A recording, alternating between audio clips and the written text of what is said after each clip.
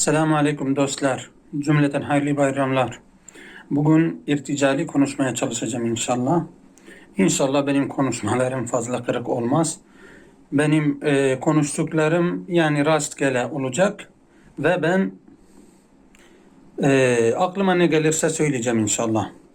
Şimdi her bayramda evet bizim Hazreti Peygamber'in emrettiği gibi bayramları kutlamamız gerekiyor.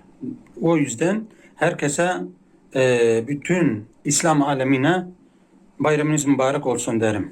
Yalnız bir noktayı unutmamak lazım. O da Gazze veya Filistin'deki halkları. Arkadaş veya dostum, şimdi biz bayram olmadan önce bir şeyin derdine düşüyoruz. Yani çocuklarım, acaba ben onlara nasıl bir bayram kıyafeti getireceğim bu enflasyon içinde? Her şey pahalı. Tamam, zengin olanlar bir derdi yok da fakir olanlar bir derde düşüyorlar. Bayram kıyafeti nasıl alacağım? Dostlar, şunu söylemek istiyorum. Gazze'deki kardeşlerimiz, onlar da bayram kıyafeti bulamıyorlar çocukları için. Ama nasıl bir bayram kıyafeti? Evet, kefenden bahsediyorum. Aynen öyle. Düşündüğünüz gibi. Çocuğu gözleri önünde bayram gününde ölüyor ve ona giydirecek bir şey bulamıyor. Yani sözün bittiği yer aslında. Dostlarım, yani kalbimiz sızlanmazsa bu durumlar için, yani vallahi Müslümanlığımızı sorgulamak lazım. Nasıl bir Müslümanız biz ya? Allah cümlemizi ıslah etsin. Bu ülkeleri, yani ülkelerin güçleri yeterince vardır. Yani bir avuç müşrikler desek, evet. Bu bir avuç müşrikler karşısında bozuk fitretli olan kimseler karşısında çok güzel bir karşılık verilebiliyor. Ama hiç kimse hareket etmiyor. Bu vicdanların artık uyanması gerekiyor. Allah cümlemizi ıslah etsin. Rabbim nice bayramları güzel, sağlık, sıhhat, afiyetle tekrar cümlemize, Filistinli kardeşlerimize nasip etsin inşallah. Ve bütün mazlumların, dünyadaki bütün mazlumların bayramlarını güzel bir şekilde geçirmeyi nasip etsin inşallah. Bu kan dökülmeyi bitirsin inşallah. İhvetil aizza, kull amin ve entum bi hayr. Nes'elullaha en yerzukakum es-saade ve yursil aleykum eyyamen ve a'maran ve a'yadan mil'uha es-saade ve'l ferah.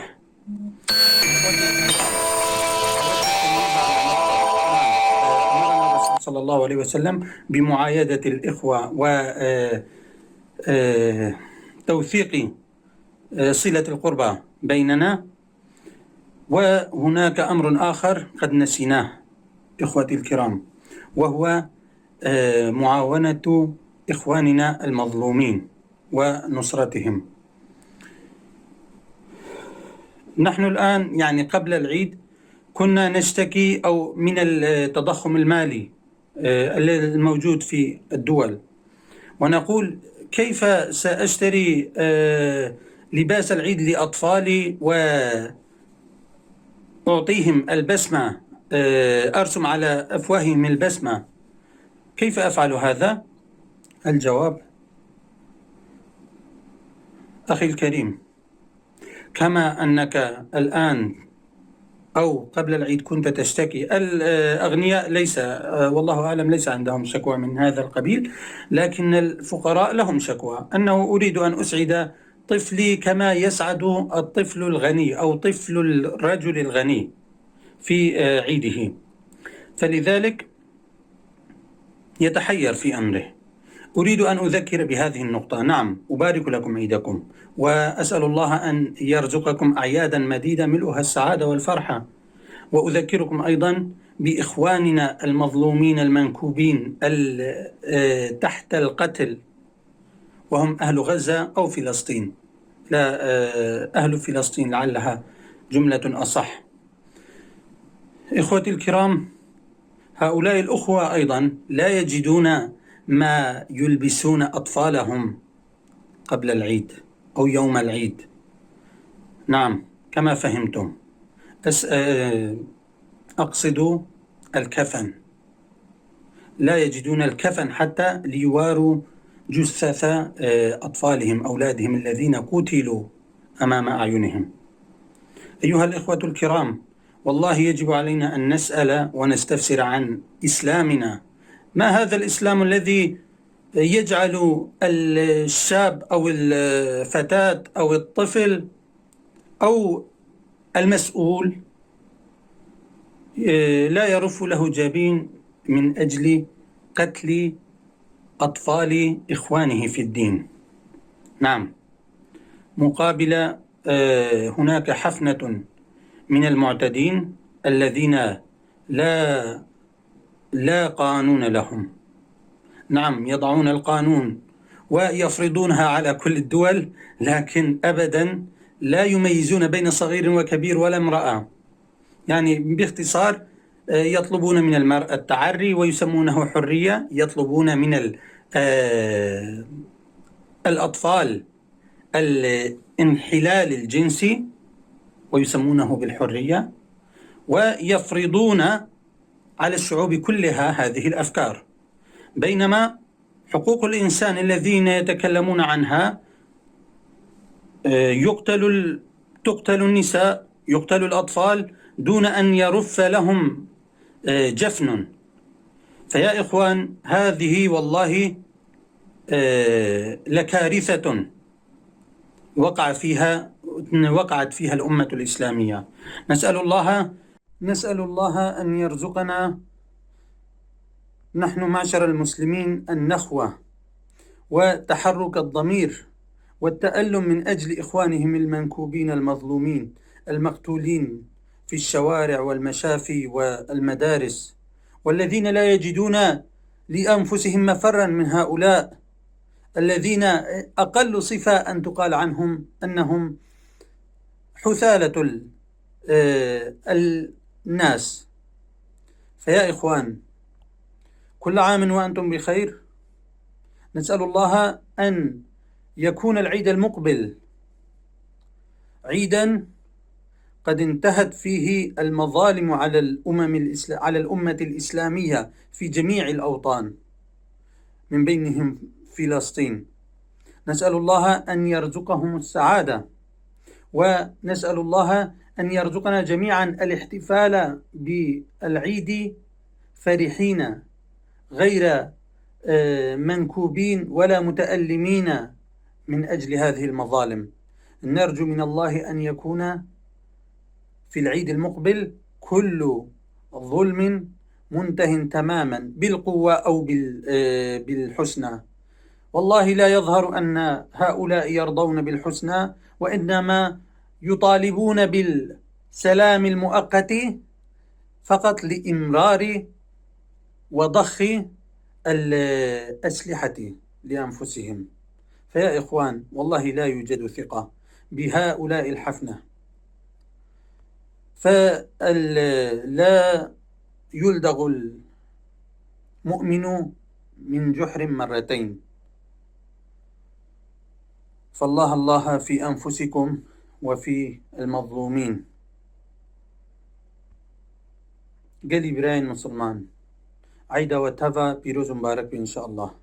اش خودت خوازم قو عيدا ويواري حمو جفا عيدا درباس بوين، جفا عيدا درباس بوين حمو خوش تربن وشيرين تربن وكيف خوش تربن. قالي برانو پیغمبر ما عليه الصلاة والسلام راست فرض كريه سرما، يعني جمر أمر ما كريه بقنجية وصلة الرحم، يعني بدوستا و ديسا و مهواري قريدان بدوستاره بده وبسطيني تشتك نبينا مدى نخوشي هبه ام دوی عيده دا بگرن. پیغمبر خود تعالى سرما امر كريه راستا امجي الجبوه قاسي عيدا و براين مسلمان تفا بيروز مبارك تكن. امش خودت خوازن قو عيدا و حمو خوشي بن. لنقطة كادي هيا از دخوازم جوارة بحثي بكم او جي بحثا سر براي مسلمان يد بن ظلميدا جواناك أهل غزة ينجي أهل فلسطين أم بيجن أهل فلسطين ويراس تربي جبر أف بصالة بلكي بينجه صالي بهترا دبنوي ظلميدا دبنوي كشتنيدا وكس يك بهفلاوي ناشا وتجفي أمتا مسلمانة بيجي أزراب استغفر الله أزولو نبيجم يعني يه خدي جوا رازي بي يه سعيدكن جو واجبن في ظلميدا خن حنا ليه البرتشعف قالك كيمن قال إبراهيم مسلمان يعني كل ما جفا كسي يعني بقيمة ناف إنسان هذا ونا رأيا يعني رأيا وناك يا هيجي لسر غيري خفارز تكن لسر خفارز ناكن دبيجن أم بحسا آزادية دكن ودبيجن أم آزادية دبي أم آزادية جم الله تراد خوازن للجمواب خوا